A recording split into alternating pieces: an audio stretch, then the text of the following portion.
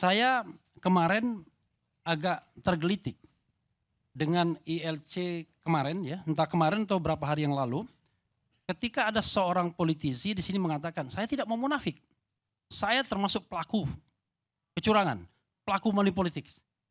Ketua Bawaslu itu cuma cengar-cengir doang. Coba bayangkan, saya membayangkan bagaimana cara berpikir Ketua Bawaslu ini ketika ada pengakuan dari seorang politisi, which is adalah bagian dari peserta pemilu, mengatakan dia pelaku money politics, dia cengar-cengir. Diproses pun enggak. Partainya besar pengusung. Sekjen telepon saya, tanggalnya ada, waktunya apa. Dia ada di kampungnya Bang Margarito. Pigai, saya di kampung di sini, di Ambon. Pokoknya Prabowo presiden, tapi karena saya sekjen partai, saya menangkan partai. Ya udah, oke, cukup ya. Cukup dulu, saya selesaikan dulu. Oke. Saya ini bicara salah tentang. satu contoh. Ya, I know. Bahwa Udah, kalau yang begitu, Pak. Ini kan tadi ilmu saintifik. Ini yang fakta-fakta di iya, lapangan. fakta, Pak. tetapi Anda itu membandingkan anak ayam sama gajah. Kami bukan berkelahi untuk membuktikan kecurangan, tapi berkelahi untuk membuat hakim Mahkamah Konstitusi itu berani untuk menegakkan konstitusi, menegakkan prinsip MK sebagai the guardian of the Constitution. Apakah mereka berani? Karena resikonya adalah intervensi kekuasaan akan mengintai mereka seandainya mereka membuat sebuah keputusan yang tidak menguntungkan bagi kekuasaan.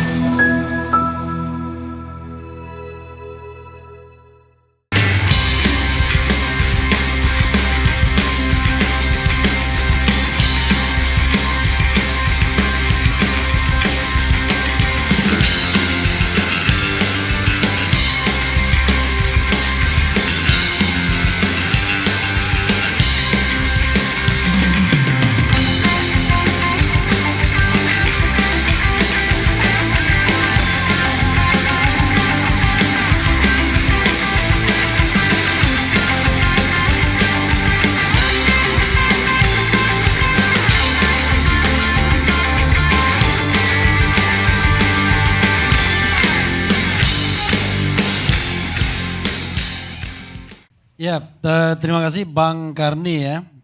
Saya tidak akan secara spesifik menanggapi Margarito Kamis, walaupun menyebut nama saya berkali-kali.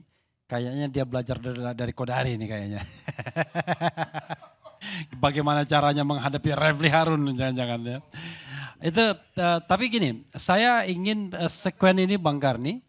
Dengar dia punya suara, itu ya kayak di itu loh. Jadi di saya mobil trek itu loh Bang. Itu apa mengerikan loh Bang. Jadi saya ingin sekuen ini kita betul-betul menyimak ya cara berpikir permohonan terutama 01 dan barangkali nanti pembelajarannya paradigma berpikir ya. Jadi Bang Karni ya, satu hal yang ingin saya katakan, kita tidak hanya sekedar mempermasalahkan legalitas dari Pilpres, tapi lebih tinggi dari itu adalah konstitusionalitas. Jadi watak konstitusional dari Pilpres ini. Kalau legalitas urusannya KPU, Bawaslu, DKPP. Tetapi dalam banyak putusan MK tidak terhalang untuk mengecek kembali kinerja lembaga-lembaga tersebut. Ya. Gitu. Karena itu MK tidak bisa dipojokkan sebagai sekedar institusi biasa yang sekelas dengan KPU, Bawaslu dan DKPP. Itu yang perlu kita garis bawahi. Perkara kita hakimnya tidak nyaman hari ini itu soal yang terpisah. Jadi kita bicara tentang MK sebagai the Supreme Court ya, the Constitutional Court yang di beberapa negara bahkan lebih tinggi daripada Mahkamah Agung. Afrika Selatan misalnya, putusan MA Afrika Selatan itu bisa dicek kalau masih ada soal-soal yang terkait misalnya hak asasi manusia dan lain sebagainya. Jadi tinggi sekali yang namanya Mahkamah Konstitusi. Jadi tidak bisa dikecilkan, dipojokkan dengan teori division of labor, pembagian kerja tadi. Seolah-olah ini cornernya MK, kemudian ini cornernya KPU, ini cornernya Bawaslu. Itu satu hal. Bang Karni, permohonan ini ya betul-betul secara sadar tidak mempermasalahkan angka. Kalau kita katakan tadi seperti Ari katakan, kalau pelajarannya masih bab 1, kita akan mengatakan angka, angka, dan angka.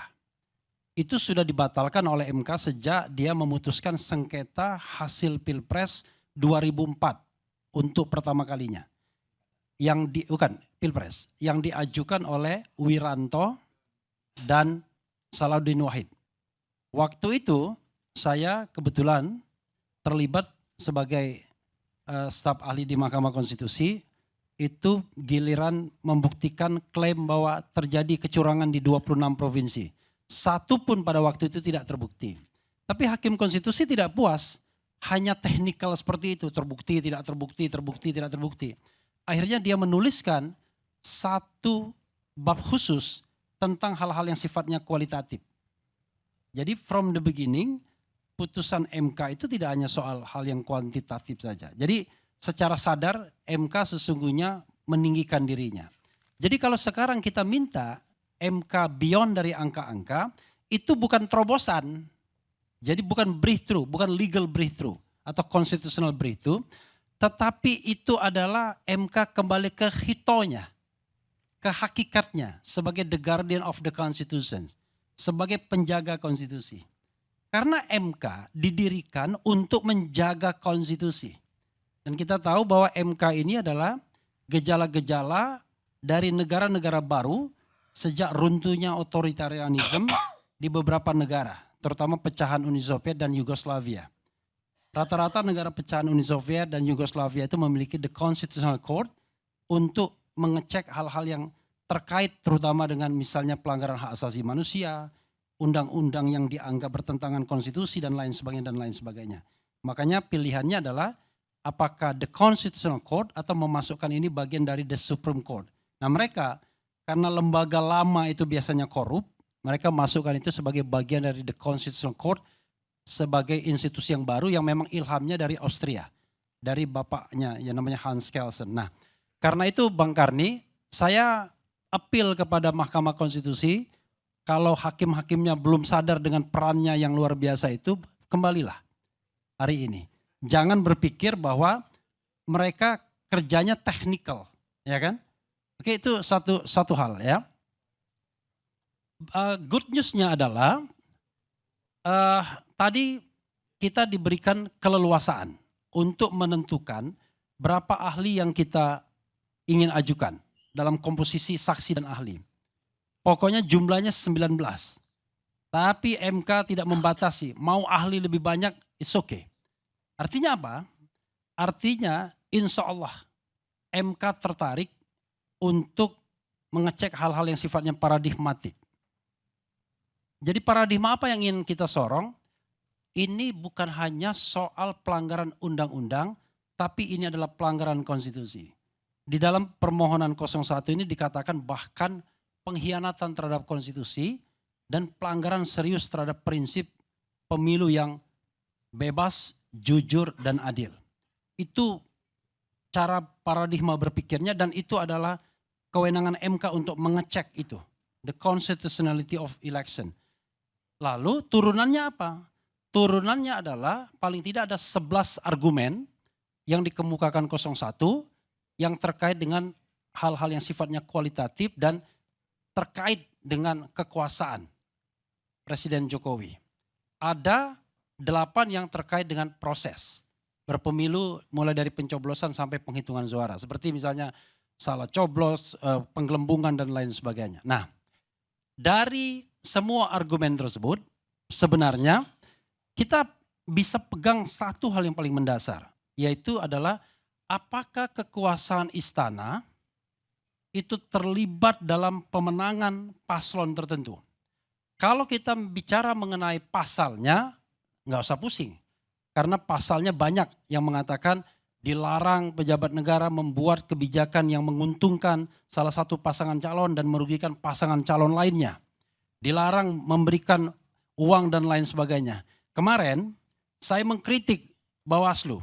Jadi sekedar dalam catatan, permohonan ini ya tidak dalam tanda kutip tidak lagi menempatkan Bawaslu dan KPU sebagai institusi yang independen sebagaimana mandat konstitusi. Kalau kita tarik prinsip seperti itu, maka sudah terjadi pelanggaran konstitusi seandainya KPU dan Bawaslu-nya tidak independen. Makanya dalam permohonan kami kritik juga beberapa institusi, mulai dari lembaga kepresidenan, KPU, Bawaslu, dan tentu saja Paslon 02. Tapi Ref, apa di permohonan itu ditunjukkan nggak unsur-unsurnya tidak independennya itu? Oh iya. Oh. Jadi kita Nanti kan dilihat kan? iya, Kan mesti kita kasihkan contoh-contohnya. Saya kemarin agak tergelitik dengan ILC kemarin ya, entah kemarin atau berapa hari yang lalu, ketika ada seorang politisi di sini mengatakan, saya tidak mau munafik, saya termasuk pelaku kecurangan, pelaku money politics. Ketua Bawaslu itu cuma cengar-cengir doang. Coba bayangkan, saya membayangkan bagaimana cara berpikir Ketua Bawaslu ini ketika ada pengakuan dari seorang politisi, which is adalah bagian dari peserta pemilu, mengatakan dia pelaku money politics, dia cengar-cengir. Diproses pun enggak. Bayangkan. Padahal kalau kita cek Undang-Undang 7 2017 itu adalah pelanggaran pidana pemilu yang bisa dihukum. Bang Rapli, itu saya juga ada dan itu pengakuannya dari tim sukses Amin. Ya saya tidak peduli. Jadi Kan- pelakunya dari tim sukses Amin. Iya, saya tidak peduli. Oke. Kan yang saya ingin tegakkan adalah Jadi pemilu tim yang sukses jujur Am- dan adil. Ya, jadi netral dong. Iya dong. Ini Pemilu, sekarang loh, ini posisinya saya sebagai menjelaskan apa? dari sudut ilmu pengetahuan, pemilu yang jujur dan adil. Karena itu siapapun pelaku kecurangan, maka wajib hukumnya dia didiskualifikasi. Kalau kita bicara mengenai pemilu yang jujur dan adil, maka Anda tidak bisa membiarkan orang curang memimpin negara kita, kan seperti yang pernah saya katakan. Nah itulah sebabnya saya heran, loh kok mentalitas Bawaslu seperti itu. Jangankan surat-surat kami, misalnya yang 01 tidak digubris, ini di depan mata saja ada orang yang mengaku kalau dia money politik gak dia apa-apain. Ya kan? Oh yang mengaku money politik tidak hanya 01, 01, 02, 03, banyak sekali. Tetapi dia nyengir aja. Karena dianggap itu adalah business as usual, biasa aja. Nah itu persoalan yang menurut saya memang harus diletakkan dalam kerangka ke depan. Pertanyaannya adalah apakah hakim konstitusi akan tertarik masalah ini? Kan begitu? Begini, coba Anda bayangkan ya, kalau kita bicara technical ya, salah satu argumen itu adalah bansos digunakan sebagai instrumen untuk memenangkan paslon tertentu. Jumlahnya tidak tanggung-tanggung, 496,8 triliun. Nggak tanggung-tanggung. Dan itu jumlah itu dalam kategori yang namanya perlindungan sosial. Jadi ada kemana-mana dananya. Oke? Tapi bagaimana bisa membuktikan bahwa bansos itu untuk memenangkan pasangan calon? Makanya Anda baca permohonan ini nih, saya kasih nih. Bukan, nanti. saya tidak perlu baca. Ini- Tolong jelasin dulu ini salah baca- satu contoh. Bagaimana bisa menghubungkan? Ini ya, baca permohonan ini ya. Ya. Pertama. Saya pikir Kedua, iya. jangan mengganggu saya dulu. Saya lagi menjelaskan. Oh berarti Bukan Saya membuktikan kan itu hanya bukan minta- di sini. Iya. Membuktikan itu bukan. Pembuktiannya bukan di depan di Anda. sini. Tapi Di Mahkamah Konstitusi. ini Jadi untuk Anda nggak boleh Natalis minta Pigai bagaimana yang saya membuktikan. cintai, yang saya hormati. korelasinya apa? Ya, Bansos ya, ya. dengan memenangkan salah satu. Iya, iya. Korelasinya apa? Ini Natalius Pigai yang saya cintai, yang saya hormati. Ya. Kalimat lah, 3 kalimat. 3 kalimat. Oh supaya menyetujui Ya. gitu. Ini Oke, ya, ya, ini udahlah. ada Jokowi, ada bansos, ada aparatur, ada kunjungan, ada suara yang melonjak. Ya. Selanjutnya Anda lihat di sini. Dan itu pelonjakan yang tidak wajar. Itu Oke. state obligation fulfill on human right need.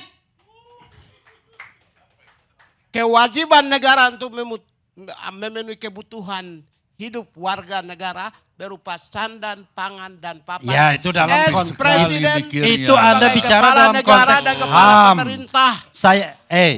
Anda itu dari tadi bicara ham semuanya. Saya ini bicara kasus yang konkret tentang pemilihan presiden 2024. Bukan bicara tentang Komnas HAM. Ya, ya sudah. Saya kan sudah katakan tadi. Nih, Anda baca ini ya. Ini kayaknya belajar dari Kodari juga dia bagaimana cara mengganggu Refli Harun. Gara-gara ini saya dari konsentrasi saya rusak jadinya. Nah, kalau saya sayang Rafli lah. Makanya saya nantang bagaimana hubungannya.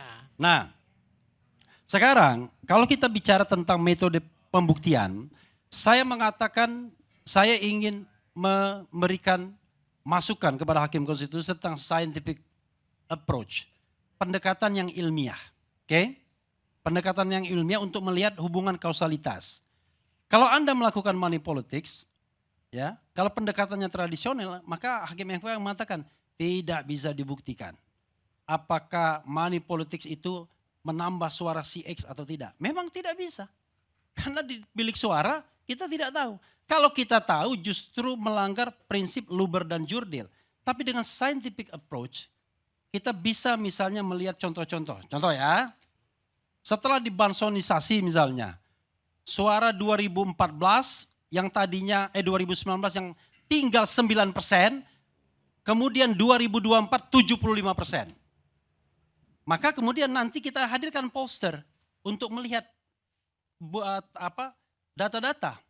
Bagaimana cara meningkatkan suara yang 9% menjadi 75%. Apa input yang dibutuhkan? Apakah inputnya cukup omon-omon, cukup kampanye, cukup desak Anies, apakah dibutuhkan input yang lebih besar dari itu? Itu cara scientific approach-nya.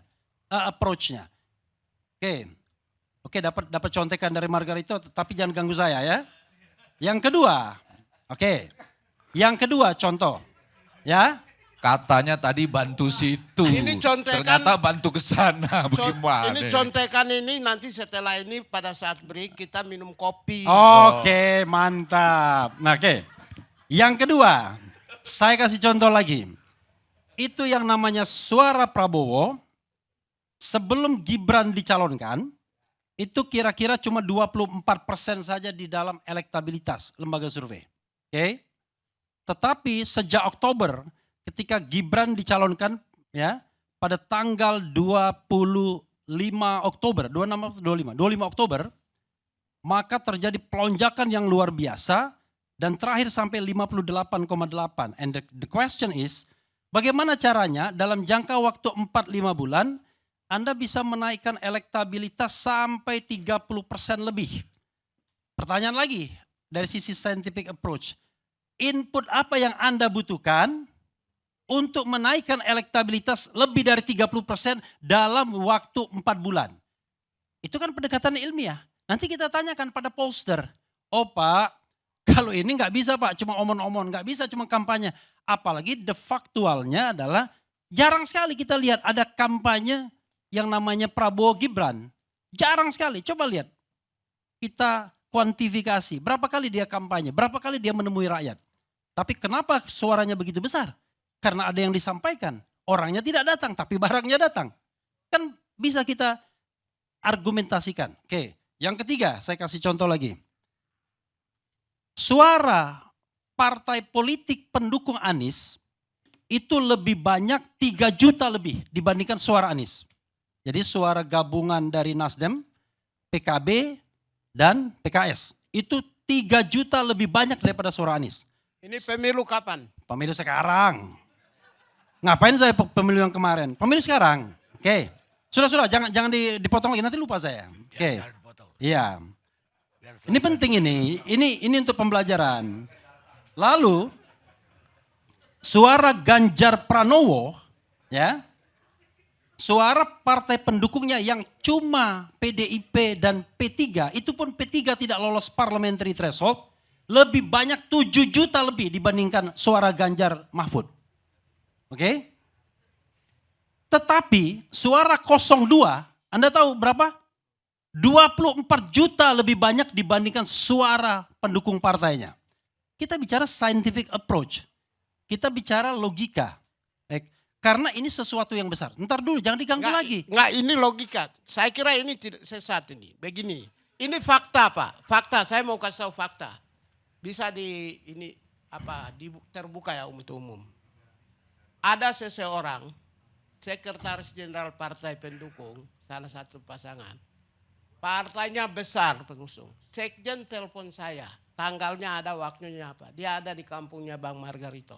Pigai, saya di kampung di sini, di Ambon.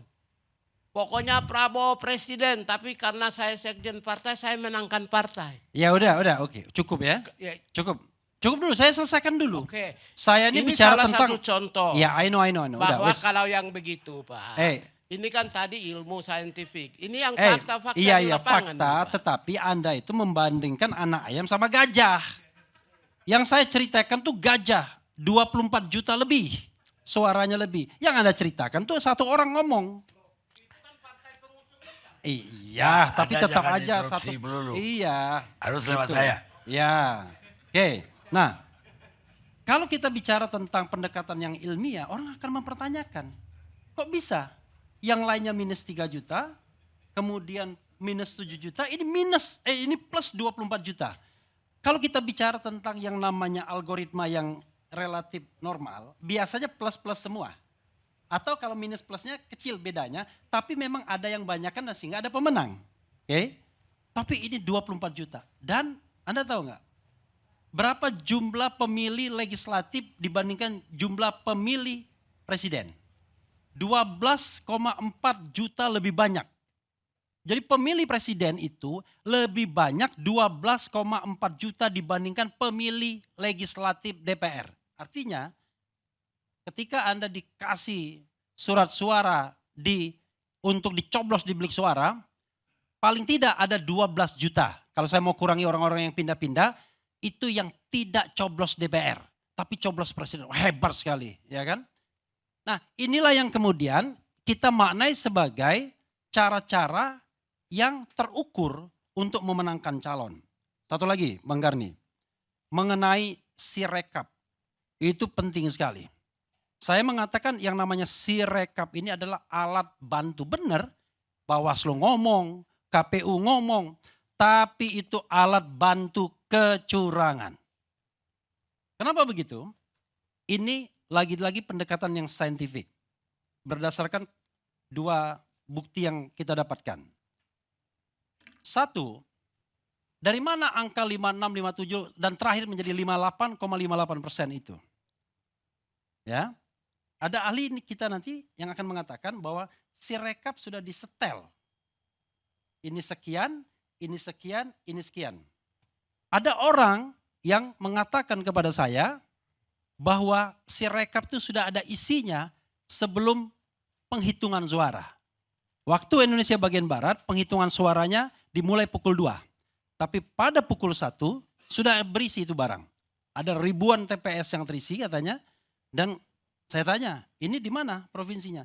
4 provinsi di Sumatera, berarti confirm waktu Indonesia bagian Barat. Artinya belum dilakukan penghitungan suara, sudah ada isinya. Oke. Ahli kita yang akan kita ajukan juga mengatakan hal yang demikian, tapi saya tidak sebutkan namanya untuk keamanan dirinya. Maka saya katakan, Sirekap sudah diisi, lalu dikonfirmasi oleh quick count. Nah, the quick count is a big question. Pada saatnya kita juga harus tanya, kita harus cek quick count ini, apakah mereka menguasai hulunya, apakah mereka menguasai inputnya. Oke, quick count sebagai sebuah metode yang ilmiah, tapi apakah Anda kontrol hulunya? Iya, field workernya. Apakah Anda kontrol pemilihan TPS-nya? Nah, quick count sama semua. Oke, 56, 57, 58 itu sama semua. Dan setelah quick count hadir, Sirekap down. Hilang itu barang. Sirekap. Kenapa? Saya menduga biar orang tidak bandingkan dengan Sirekap yang baru mau mulai bekerja. Malamnya muncul Sirekap dengan persentase yang sudah sama. Kalau kita bicara tentang evolusi suara persentase, nggak bisa dia. Tergantung siapa duluan yang input. Kalau yang input Aceh ya pasti 01 duluan. Bisa 90%. Tapi ini enggak. Dari hari pertama sampai Sirekap almarhum, Udah almarhum sekarang Sirekap, dialmarhumkan. Itu angkanya tidak berubah persentasenya. Luar biasa kan? Dan ketika yakin tuh yayasan menggugat ke Komisi Informasi untuk Transparansi Sirekap, dia minta data Sirekap, apa yang dilakukan oleh KPU? Mengeluarkan PKPU, peraturan KPU yang dimaksudkan agar Sirekap menjadi informasi yang dikecualikan untuk 3 tahun ke depan. Artinya KPU benar-benar melindungi Sirekap agar tidak dilakukan audit forensik. Tuntutan untuk audit forensik tidak pernah dilakukan. Nah, orang akan bertanya lagi, kan Sirekap alat bantu? Iya, alat bantu kecurangan. Ketika angka itu ada, maka proses manual itu akan mengikuti. Menyesuaikan. Dan benar, confirm, sama. Antara Sikarep, kata teman ahli ini bukan Sirekap lagi, Karepmu, terserah. Sikarep dengan ini sama. Pertanyaannya adalah, siapa yang bisa mengontrol yang namanya penghitungan manual itu? Siapa yang punya jaringan dari Sabang sampai Merauke yang terukur? Anda yakin partai politik punya jaringan? No. Cek, ada nggak partai politik yang bisa menguasai sampai tingkat bawah? Yang ada adalah aparat, state apparatus. Makanya kami juga mendalilkan state apparatus ini. Bansos misalnya, yang yang ratusan triliun itu. Memang bisa teronggok begitu saja kalau tidak ada yang membawakannya kepada rakyat. Siapa yang bisa membawakannya ke rakyat? Kecuali state apparatus. Apa orang partai politik mau membawakannya? Karena itu kemudian secara kasat mata saya ingin mengatakan yang namanya kecurangan ini terlihat. Nah sekarang kami bukan berkelahi untuk membuktikan kecurangan, tapi berkelahi untuk membuat hakim Mahkamah Konstitusi itu berani untuk menegakkan konstitusi, menegakkan prinsip MK sebagai the guardian of the constitution. Apakah mereka berani? Karena resikonya adalah intervensi kekuasaan akan mengintai mereka seandainya mereka membuat sebuah keputusan yang tidak menguntungkan bagi kekuasaan.